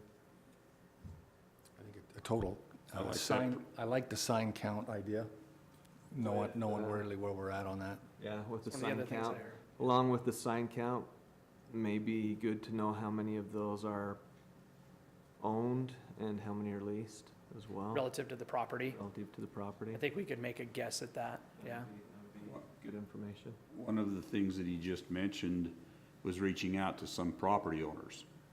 We have one, and that's, I think you're the only one in the room that owns the property.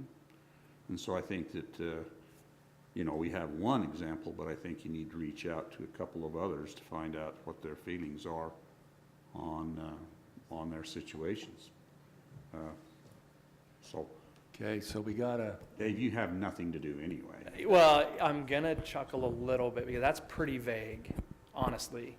So reach out to a couple of property owners. I mean, we could do our best to identify every property that a billboard's on and send some kind of letter to them before the next meeting saying, we're talking about this, come and chat with us if you'd like. So if that would be And see who will respond. fine, I'd rather say that. I think it's a very manageable task. It wouldn't be possibly meeting with billboard companies, but I heard the bank concept as being the specific thing that you'd like us to Yes. explore. Yeah. We can certainly do that. Kevin, I apologize. Mental lapse here, the third thing that was the count, yes. Yeah. And in fact, that would be an integral part of having this work, is having, I would call it a good inventory of billboards and their location and even heights and sizes and some different things like that. So I think that needs to be in the works. Let me reword that then. I make a motion that we continue the Title 15 billboard amendments with the other assignments that staff has been given. Okay. Got a motion? Do we have a second? I'll second that. All in favor? Aye. Aye. Okay. Thank you for your comments. Thank you. That was helpful. Very. Thanks, guys. Okay, item 3, zone change for the minor zone change, I believe has been taken off the agenda. Is that right? The Minor? minor? Seeing nobody here, I was afraid somebody in the back was waiting for that one, just to have me say, yeah, we want you to continue that. So, So we'll continue that. you may see that in a month. You may not understand that the property owner there is maybe rethinking some of their development plans, so. Never- There's Come what, back. they're what? They're rethinking some of their development plans, I've Okay. heard, basically just through the grapevine, so. Okay. So, the number 4 is the construction standards. This is also a public hearing, and I think what we'll look for here is a summary of the 74 pages. I'm glad you brought that up. Every one of them. I like the bullet points there, It's so, scan through 'em. Really quick, right? okay. And then if we got questions along the summary, let's just bring them up. Can you hear me okay? Okay. All right, so we'll just start, just go through each of the bullet points. I actually pulled that out or unplugged it because it was so loud. It's unplugged. It was too loud, the feedback was. You can't hear me? It's No. because of the mic, the bad mic, that's. Is that better? And if you- All right, hey, we'll just talk hey, about it. You want it? Oh, do I want to go up there? No, but all right, we can do that. Oh. Let's, There let's, you go, Mike. Come on Let's up. get Everybody you can see your beat. smiling face. All right, so notable changes. We'll just start at the top, go through. The reason it's 76 pages is we combined 2 documents. We had a storm drain design manual that was separate from our construction standards, and it was causing confusion. One was written by a consultant, and the other one was half written by a consultant, half not. Anyway, so we just combined the 2, and that's probably 3/4 of what this changes, is just putting that document into the standards and just getting rid of it. So So you're saying it used to be 500 pages, and now it's only down to 74. yeah, just the addition was the 74. But yeah, our construction standards are quite long. All right, so first one, we have quite a few creative developers that like to put in a wall that suits their fancy, but oftentimes it's not up to what the DRC feels is adequate and looks nice. Last year, we spent quite a bit of money going through and staining the walls all one color. So instead of pinks, we tried to make them more neutral. And as part of that, we started looking, okay, instead of letting them just willy-nilly go out and pick a wall, pick a stain color, and just go for it, why don't we just give them a couple that we really like that exist around town, that are pretty standard, they look good, and then if they want to propose something new, they can come to the DRC and say, hey, this isn't one of your standard ones, but hey, this is a new cool one that's out, let's give it a go. Okay. So the walls are pretty prominent around town, so we kind of took this seriously and saying, hey, let's make these walls look good. So I'll just scroll down to show you the ones I won't show you the bad ones.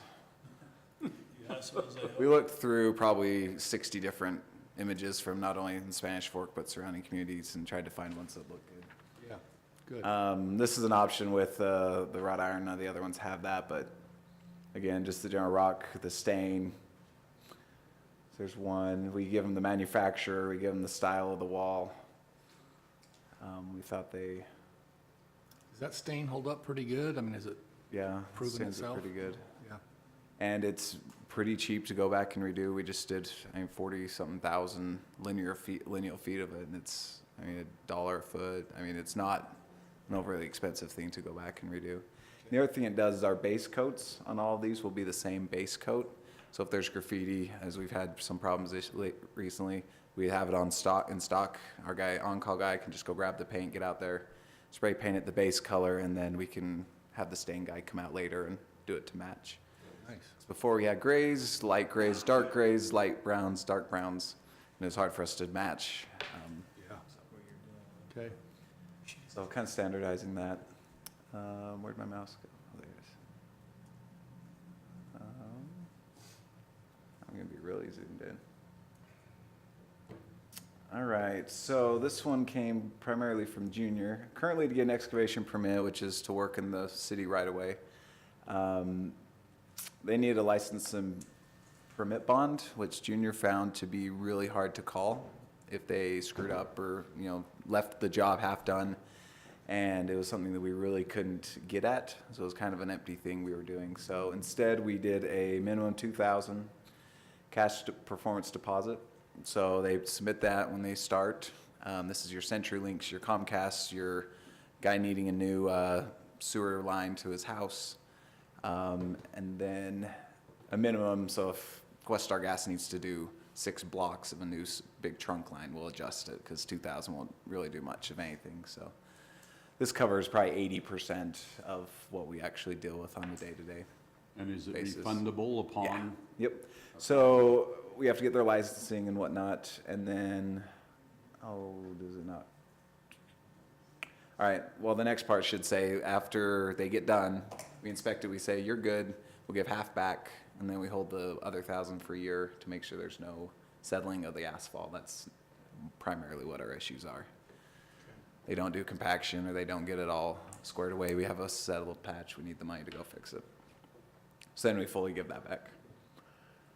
And then they submit $1,000 for for inspection fees, and then we return whatever we don't use, which is typically $800 of it. That's a lot. Bigger jobs, this covers us pretty good.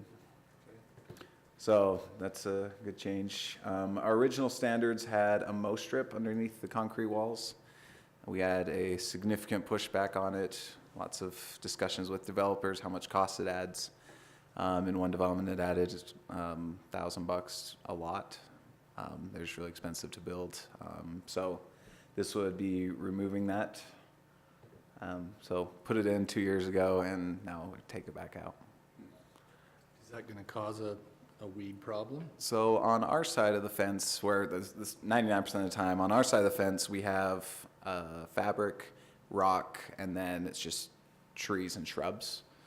It doesn't made so weeds can't grow up through. So we're good on that side. On the homeowner side is more of everyone wants to mow up against a mow strip, right? But we figured why make that a mandatory thing? If they want to build when they can, if not. So we thought it not wise to put more restrictions and things that will make housing more unaffordable. So, and if you have a wall, it's better than a vinyl fence and easier to mow up against anyway. So that one's been met with much applause and commendation from the development community. This is the one that's the biggest one. There's no changes. It was just adding what consultants wrote. We kind of adjusted to clarify some language with current state regulations, and then put it in. So there's really no new changes on that one.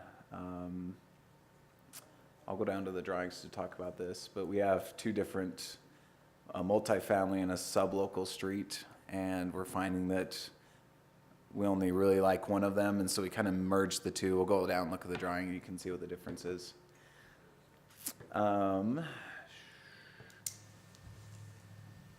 This is one other one. Just added a sentence: the flushing the storm drain system will require a stormwater pollution prevention plan. So if there's a bunch of garbage and silt and sand, you can't just flush it downstream. You have to actually take care of the sludge that you wash out. So that's for our crews and for developers as well. Now, is that only for upon completion of construction? I guess that it only applies to contractors and developers. Contractors, or if we flush our own line to make sure we have a permit, which we already kind of have an overreaching permit. We're the city, and so we have to follow our own rules. We're expected to, but for contractors, if you're gonna flush something out, we wanna have it clean and have a permit for it. And that would go through our office. We'd review their SWIP and make sure that they're gonna do it properly. So let's go down to this street one. Yeah, all that pink is the stormwater one, so, yeah. You read all that, didn't you, Kevin? Just You have like that, you have that speed reading thing. You're telling us I'm that the all that fastest really feeder. didn't change, it just moved from another document to here? Yeah, 99%. The 1% that did change was to the EPA and the state DEQ's changing their stuff and requiring different things here and there. So it's just making sure we comply. And every 6 months to a year, we'll be changing a little bit just to make sure we're meeting their standards. That's the most strip that you struck out. That is the most strip, and you'll see it on some other ones, but yeah, Okay. got rid of that. So let's rotate this. So alleyways, we don't get it BNC road funds for these, but we do have a lot of requests for developers like your Salisbury's, your Fieldstones, wanting to put their townhomes really close together, and we want to make sure they have the right turning distances, make sure their garbage cans have room to be put out in front of their little garages. And so while we don't dictate specifically like you have to, and we do specify, I guess, to some extent what you can do in a private driveway, but a lot of them are like, well, what do you want us to do? Well, it's private, you got to make it work for you, but well, what do you want us to? So we said, all right, we'll come up with a standard. Here's what we'd see in an alleyway. Looked at Daybreak, looked at other communities. What are their widths? Anella Townhomes is one that's helped us research it because they're one of the ones wanting to. This is the one on Expressway by Maggie's Bend, that long strip of them. Anyway, and this is kind of a consensus we came up with. They'd be happy with. We're going to try it with theirs and see how it works. This is one we've commonly seen. You have the center waterway for the water to drain away from the units and be conveyed out to the storm drain system. The 25 feet, and then we also, there's a note down here saying that your garages have to be 3 feet, at least 3 feet, but no greater than 5 feet away from this line right here. So even if you imagine another 3 feet going here. The reason 3 is to give enough room to put your garbage can out in front without taking your turning angle away. But if you do 5 feet or more than 5 feet, you start having your Fiats and your Corollas starting to parallel park in front of the garages. And if you drive around, you'll see it. So that's your 3 and 5 foot. There's nothing magical about it. It was just an attempt to give it some more turning room without giving too much for parking. And from the peanut gallery, Go for it. I think that is something that becomes the topic of discussion when a townhome project comes before you guys. What is that distance? What works, what doesn't work? Might be 3 feet sometimes, might be a little more. Might talk about why we're worried about a certain distance. So, Okay. So, an attempt to give some direction, but again, with each development, we'll say, okay, what's your plan? What are you trying to do? Here's our standard. Why do you want to deviate from it? And then the other thing is concrete. These will be private. We don't want to have an asphalt machine having to go down every 7 to 10 years.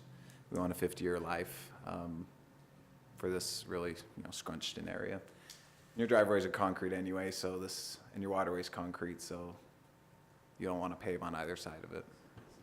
So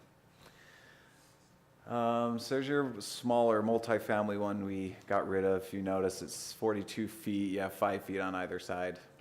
This is one we found does not work. We kind of are going this direction.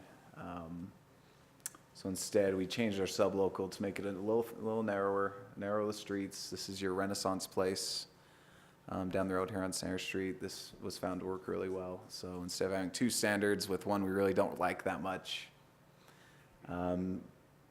give the developers a little bit here on the width, but still maintain some of the restrictions. So, yeah, all these erases are the most strips. So let's go down to, if you want to look through the fun electrical changes, I think that's it. Any questions? I know that was super exciting. No, that was a good presentation. Actually, I do have. Go for it. Do you want to look at the electrical conduits? We can look at those.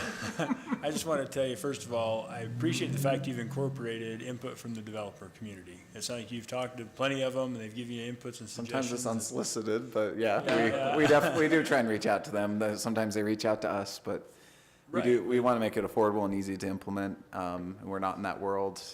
Sure, and they're the ones that are Full-time building jobs, our so. community, and so we gotta be listening to them, so I applaud you for doing that. I'm just curious, after you combined everything together, have we had any developers review the entire new document to say, that's what we were communicating, that's what we were saying, we're right on track? How many of them have looked at the entire new? I didn't send any of them the 70 whatever pages, but there's been probably 3 that have looked at the alleyway, including Salisbury and Anella Townhomes, some of the ones, and Meadow Creek, and they're all in favor of that. They think it's a good way to go. That one section there? They're 100,000,000% in favor of the mow strip being removed. They all think that's fantastic.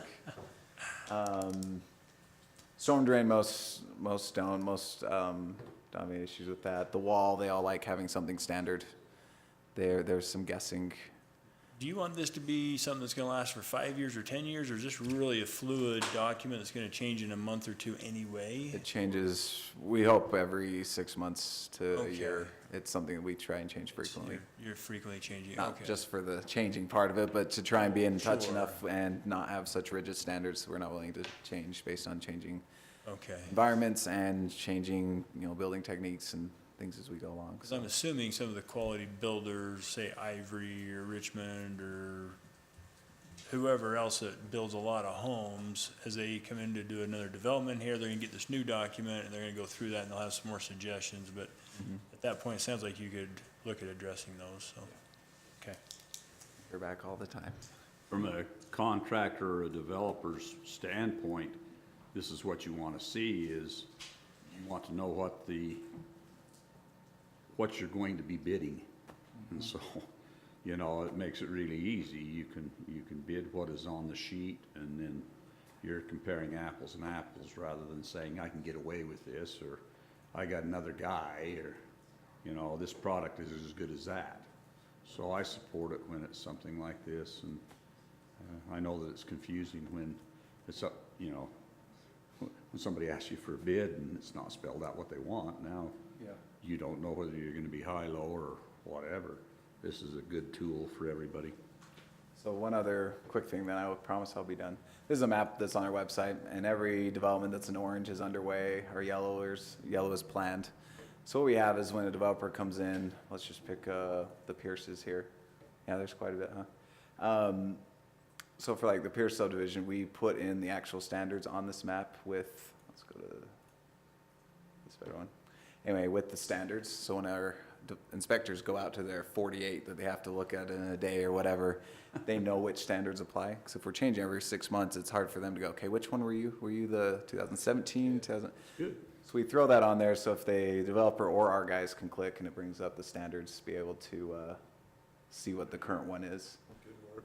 And then it has their plans as well. Anyway, so this is a tool we've used to keep track of what standards apply to which one has to do a mow strip still, which ones don't, which ones have to do a wall a certain way, and so. That's all I got. Any questions? I don't think so. No, thanks, Mike. Okay, so that is a public hearing. We'll go ahead and go into public hearing.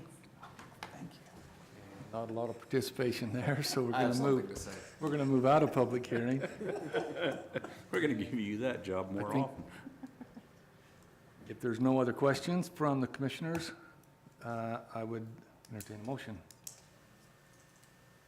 I make a motion that we recommend to the city council and mayor that the changes that have been presented be approved. Okay, To the standards, to the building standards. okay, do we have a second? I'll second. And all in favor? Aye. Aye. Any opposed? Okay. We are to number 5, other business, design modifications for the Reese Apartments infill overlay. Yo, Mr. Clark. Go to the next one. So, the Reese Apartments, has anybody driven by it lately? Almost daily. I probably went a month, and I don't know how I did it, Wow. from driving on 4th North and going by that site. So when I went by it yesterday, for the first time in a month, I was a little bit surprised that walls are up. Oh, Yeah, it's sheathed, and Build outs, pop outs and stuff. How many doors is that gonna be? 36 units. 36? So anyway, I think it is kind of neat. I really do. And we had a conversation Monday initially with the developer of the site. And just to cut to the chase, after a lot of effort and work, this is the design that was approved. So this just happens to be the view as it would be seen from 4th North. So that elevation there, the south-facing elevation. For, Kevin, were you on the commission when we talked about this? Reese, you were, right? Yeah, so I think, were you? You were? Yes, sir. This is the first big thing. Must have been, yeah. So I was thinking that we didn't have that many of you guys. So Clint, you might not have seen this before, but I just want to make the point that we know that there was a lot of effort put into this. In fact, the R5 zone was written with very specific provisions that regulate how much variation in the building plane you see. That is differences in relief from this part of the building to this, differences in the roof line and so forth. And I'm very sensitive to the amount of time and effort that the Planning Commission put into coming up with standards for this and the time that was spent in the particular review of this project. So I just want to touch base with the commission about something tonight, and I'm prepared to take some lashings for some things that I did yesterday. In fact, you'll notice this if you go by, I think, and look at this soon. But if you don't go soon, it's going to be gone. The developer working with the builder got to a point in the construction of it to where the trusses are put up for the roof on the corner. And as she explained it to me, and some of you would remember, I think, just how concerned the developer is about trying to achieve a certain look and feel for the project, which I think is uncommon with the people that we work with. So that's something I'm sensitive to and something that I really appreciate. But she said that she'd had reservations about how this should look for quite some time. And when the trusses went up, that was when she said, okay, I can't continue any longer. So that's why they stopped there. She Those shut trusses it were down. up a few days ago, and then they just She shut it stopped. down, came to us in something of a panic, described what it's costing her to not move forward as she put some things on hold, and she simply wanted to run the concept of doing something different on the corner and in a few other places by the city. And in short, as staff, we looked at the changes that she's proposing, and we feel like they're certainly in line with the intent of the R5 zone. We feel like they will add to one thing that we talked about wanting to do with the project here, which is to create something that's more unique maybe than what you'd see in other apartment projects. And I don't know if you can see, this would be Reese Apartments, tailored after the old Reese School sign that was there with gooseneck lighting up above. Very reminiscent of the type of construction that was common when the Reese School was originally built. The developer, Karen Christensen, was able to salvage a number of the tiles from the school, so she'd incorporate those where she can on this elevation, and as I understand it, on the east-facing elevation as well. After quite a bit of deliberation, we said, hey, go for it. So I present that tonight, hoping you're comfortable with it. I have a question about that, and that is it required that, is it required that this committee, or these commissioners, make that kind of a decision, or can that be done through, or by the staff, as has been done, apparently? I mean, well, what confused me is that when I got this yesterday, I'd been by, and I saw this. Yeah. And it was already up, and I thought, well, wait a minute, that's already built, but this hasn't been, And those are the two biggest things. There is a door, is that a door right there? Which, and let me mention something on that. So as Has that is- door been moved, or is it gonna be, Yeah, great question. I should have mentioned that to start with. It's not uncommon to get the architect's conceptual rendering and have the building plans designed a little bit differently. So the actual building plans that were approved have that door over on the east-facing elevation and the balcony over on the east-facing elevation. So that's actually not the change that it appears to be relative to the actual plans. remove that balcony, it's not there anymore. It actually, it It's on the is. east side, It is so on you the barely east see it side. right there. So you can barely see it, but it is there. So the door into that space and the So balcony, originally, there wasn't a balcony and a door on both sides. there was not one on both Just one of the sides. Sides, and now in this one, it's on the east side. Well, and actually, Kevin, that may or may not be totally correct. The structural plans that were approved don't show a balcony or a door on this side. Those show it on the other side. So that's a discrepancy between what is in kind of this artist type rendition and the actual plans. And that, I think, is largely due to the idea that Fourth North, it's the busier street, and, you know, you'd rather have the entrance and the balcony on the less busy streets. I think that was kind of the logic that they used with that. So that's not a change, but of course, brick up to the top, that's different. Some different things like that. Pretty good change orders here. Got rid of this? I was gonna say, I like the new one a lot better personally. Why she got rid of what? I do too. Did you say why she got rid of the roof? My thing's not working. Yeah, the rebuilding. She likes the Reese building. Doesn't look like the Reese building. Yeah. That side, this side is where the gym was.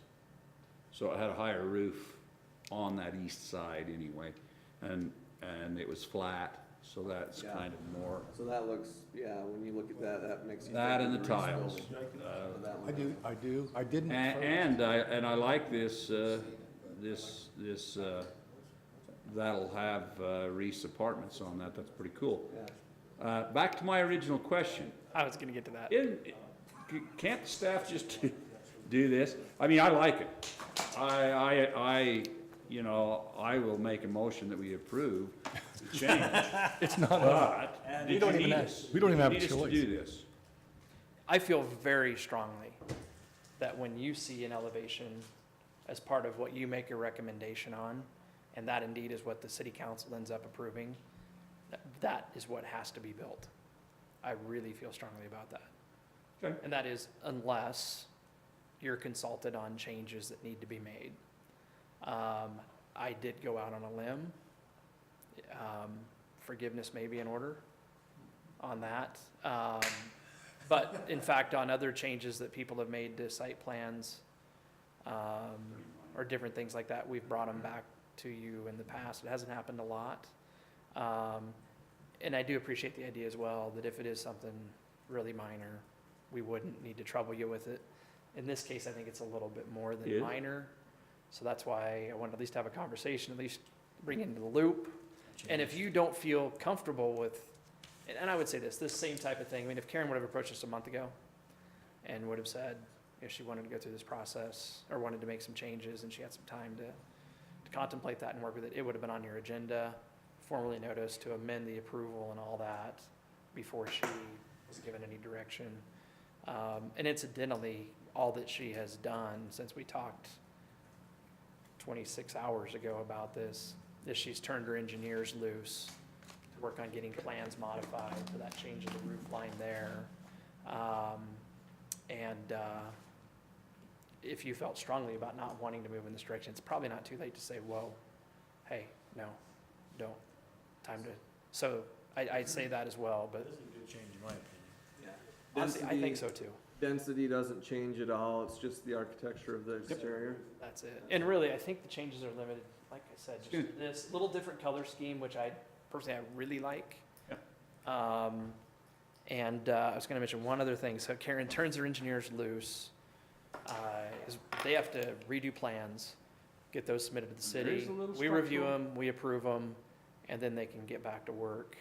And our guys are, they're at the ready to review plans and to get her turned loose quickly, so that won't be a big deal, but, with what she's initially looked at, if you can hold that thought for a second, they've already identified that this may actually look just a little bit different than it does here, as they take into account some of the engineering. From what It's gonna I be a can little different. tell from what she said, any changes from what you see here are gonna be pretty hard to discern. So, I was just curious if this was a different material. same material, different Stucco, color. just gray? Yep, it's that ephes stucco, Okay. same, Same stucco here probably then. yep, just a little different color scheme. So all of these embellishments, if you will, the same, identical, just different colors. So really, you see this area here that gets changed a little bit. And like I said, there's this, a couple of other things. So Typically, when developers approach us, it's all about, we found a cheaper way to do it. And that was my fear when Karen first said, hey, I want you to look at something. I don't think that's the case here. And in Kinda this looks like Main case, Street too. I like it. I like it, yeah. This is era, true to the era. that's right. One of the big concerns when we started on this, when I first came on to the commission, was what are the neighbors thinking about this? And we had quite a lot of input from them. Right. And I think that this stays true to the neighborhood and has taken the feel of what was there and kind of preserved that for, and there's, you know, you gotta admit, the majority of the community doesn't remember the Reese School as it was. That's right. But for those who do, this is kind of a little bit of a warm fuzzy feeling. And so I think that they've done a great job. And this second proposal continues in that way, and I think it's a great change. It's an improvement. Well, I will breathe a little bit of a sigh of relief. Doesn't mean that we don't get to whoop you a little. I anticipated some of that, at least, yeah. I Sweating it a little appreciate Karen's intent for what she's doing here too. I mean, she's been passionate from day one with this. She actually went to school here, grew up probably Yeah. 4 blocks east of there, and that's why she invested in the property. And so to make this change, she's pretty passionate about it. And I think, you know, we're still small enough community that this is important. The story is a big part of this. I spent 4 years in second grade there myself. I For went what it's- all 6 years there, yeah. Counting kindergarten. I'll have a similar conversation with the city council about this next week, just so they at least are aware. Very good. So there's that order of other business. One other thing, if you feel comfortable taking some time on this without Mr. Davis here tonight, Tracy's no longer with us. Tracy was our vice chair. I feel like you should have a vice chair. I don't know when the replacement's gonna be on the commission. I think it's gonna be sooner than later. But I wonder if you'd want to take action tonight. I went through the bylaws earlier today and didn't see anything specific about how chairs and vice chairs are identified. Somebody can make a motion and you vote on that. That's probably how it's happened most typically in the past. So I'd just throw that out as something maybe to consider, and that's all that we have for tonight. Richard's not here, so you could vote him in. Seems appropriate. I think that's a really good deal. Like that? You can make that motion, Kevin. Kevin, You miss a I meeting? think you'd be a good vice chair. Richard would be better. We just recommend you not take any leave of absence, you just be here every time. There you go. Well, it'll happen probably. Does any of the commissioners want to volunteer for it? Kevin? I'd recommend a senior one, so that means I'm not in. Well, Kevin's the next senior one, next to Richard. Yeah. I will make one mention, and that is that Richard's time is stretched a bit right now with his current calling in the church, so, you know, I know, heck, he served for a long time, and you know that he would serve Yeah. if you ask him to. I'm just saying that, but, I think that's worth commenting. so, I don't think that he's going to be upset if someone else is is installed as the vice president, or vice chairman. Pay raise, Clint. Pay raise. You've earned it. Rock, paper, scissors. You gotta see me put in the drawer of the vice chair. Oh. Surprise. Well, I know I'm on the short end, I can tell you that. That's just because that's where I sit during DRC meetings. Now I know Take who, care of it. now I know who grazes the drawers. Well, Hey, Kevin, I nominate Kevin. I would do it, yeah. I would second that. I third that. Okay, all in favor? Aye. Okay, Thanks, Kevin. thanks, Kevin, yeah. Jeez, Kevin. I'd motion to adjourn this meeting too. Okay. I expect more in my drawer now. You offered, Dave. Can't He's in. provide much.